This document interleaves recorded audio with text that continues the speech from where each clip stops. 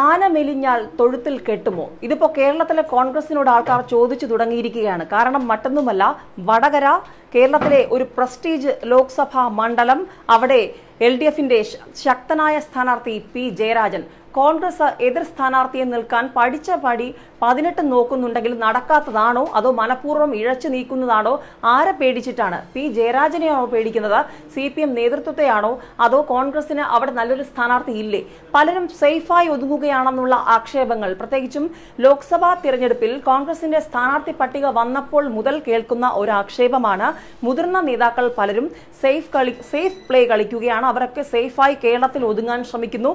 ഒരു തോൽവി ഏറ്റുവാങ്ങാൻ ആരും ആഗ്രഹിക്കുന്നില്ല. പ്രത്യേകിച്ചും വടക്കൻ കേരളത്തിലെ 2 മണ്ഡലങ്ങൾ, കണ്ണൂരിൽ PK ശ്രീമതിയും K സുധാകരനും തീവാറുന്ന പോരാട്ടത്തിന് ഒരുങ്ങുമ്പോൾ മറുവശത്ത് വടകരയിൽ പി ജയരാജനോട് ഏറ്റുമുട്ടണമെങ്കിൽ ശക്തനായ ഒരു എതിരാളി തന്നെ വേണമെന്നിരിക്കെ ഇപ്പോൾ കോൺഗ്രസ് മുന്നോട്ട് വെക്കുന്ന പേരുകൾ എന്തുകൊണ്ടാണ് ഇങ്ങനെയൊരു പേര് എന്നുള്ള ആശയക്കുഴപ്പങ്ങളൊക്കെ പാർട്ടിക്കുള്ളിൽ തന്നെയുണ്ട്. പ്രത്യേകിച്ചും കഴിഞ്ഞ ദിവസങ്ങളിൽ വയനാട് സീറ്റിനെ ചൊല്ലിയുള്ള തർക്കങ്ങൾ അവസാനിച്ചപ്പോൾ ഇപ്പോൾ വലിയ ചോദ്യമായി കോൺഗ്രസിന് മുന്നിൽ ഇപ്പോൾ അവശേഷിക്കുന്നത് വടകരയാണ്. വടകരയെ സംബന്ധിച്ച് വളരെ ജനകീയനായ ഒരു നേതാവ് CPM സ്ഥാനാർത്ഥി പി ജയരാജൻ കളത്തിലിറങ്ങുന്നു എന്ന സൂചനകൾ വന്നപ്പോൾ മുതൽ തന്നെ തുടക്കത്തിൽ വലിയ തന്ത്രങ്ങളാണ് UDF പയറ്റിയത്.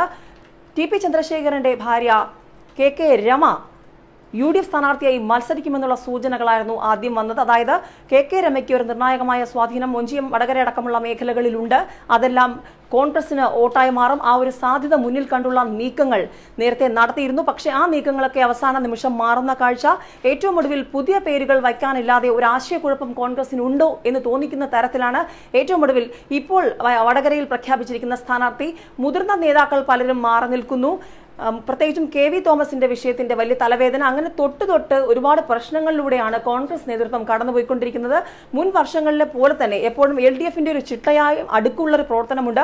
സ്ഥാനാർത്ഥി നിർണയത്തിൽ, സ്ഥാനാർത്ഥി പ്രഖ്യാപനത്തിൽ തിരുവ എതിർവ ഇല്ലാതെയുള്ള ഒരു ചടുലമായ നീക്കങ്ങളാണ് എപ്പോഴും LDFന്റെ മുതൽക്കൂട്ട്. ഇത്തവണയും UDFനെ വലച്ചത് അത് തന്നെയാണ്. കൃത്യമായ ഒരു പ്ലാനിംഗ് ഇല്ലാതെയുള്ള ഒരു സ്ഥാനാർത്ഥി നിർണയം. സ്ഥാനാർത്ഥി നിർണയത്തെ തുടർന്ന് പ്രഖ്യാപനം വൈകുന്നു. പ്രഖ്യാപനം വന്നപ്പോൾ തന്നെ അതിനെ ചൊല്ലി തർക്കം, പ്രത്യേകിച്ചും എറണാകുളം സീറ്റിനെ ചൊല്ലിയുള്ള വലിയ തർക്കം, വലിയ തലവേദന. അത് ഒരു വശത്ത് തുടരുമ്പോഴാണ് പ്രത്യേകിച്ചും വയനാട് സീറ്റിലേക്ക് വരുമ്പോൾ AI ഗ്രൂപ്പുകൾ തമ്മിലുള്ള തർക്കം മുറുകിയതും അവസാനം ഏറ്റവും ഒടുവിൽ രാത്രി വൈകി T സിദ്ദിഖിന്റെ കാര്യത്തിൽ പ്രഖ്യാപനം വരുന്നതും.